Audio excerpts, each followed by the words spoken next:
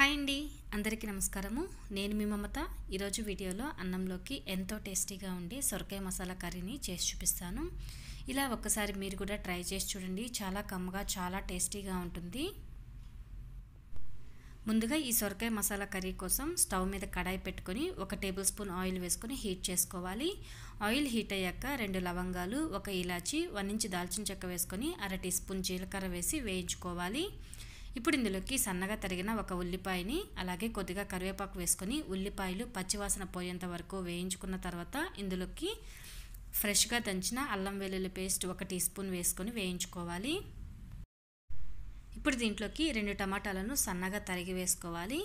అలాగే చెక్కు తీసేసి సన్నగా తరిగి పెట్టుకున్న సొరకాయ ముక్కలు 1/2 కేజీ వేసుకున్నాను. దీంట్లోకి తగినంత సాల్టు, 1/2 టీ స్పూన్ పసుపు వేసుకొని ఒకసారి బాగా కలిపి మూత పెట్టి మంటని లో ఫ్లేమ్లో పెట్టుకొని మధ్య మధ్యలో కలుపుకుంటూ ఉడికించుకోవాలి.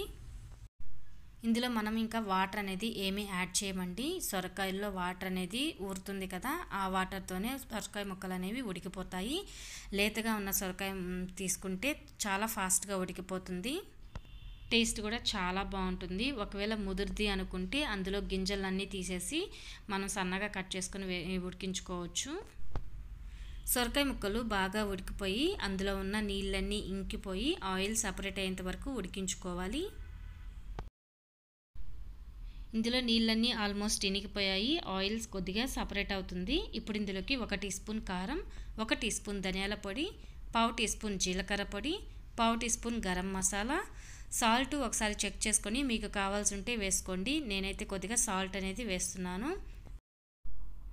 ఇది మొత్తం ఒకసారి బాగా కలుపుకొని మరొక 5 నిమిషాల పాటు ఉడికించుకుంటే మనకి సొరకాయ మసాలా కర్రీ అనేది రెడీ అయిపోతుంది. ఇది అన్నంలోకి చాలా చాలా బాగుంటుంది. తప్పకుండా మీరు కూడా ట్రై చేసి ఎలా కుదిరిందో కామెంట్ చేయడం మాత్రం మర్చిపోకండి. ఈ వీడియో నచ్చితే లైక్ చేయండి. ఈ ఛానల్ని ఇంకా సబ్స్క్రైబ్ చేసుకోకపోతే సబ్స్క్రైబ్ చేసుకోండి. మరొక మంచి వీడియోతో మళ్ళీ కలుద్దాం. Thanks for watching.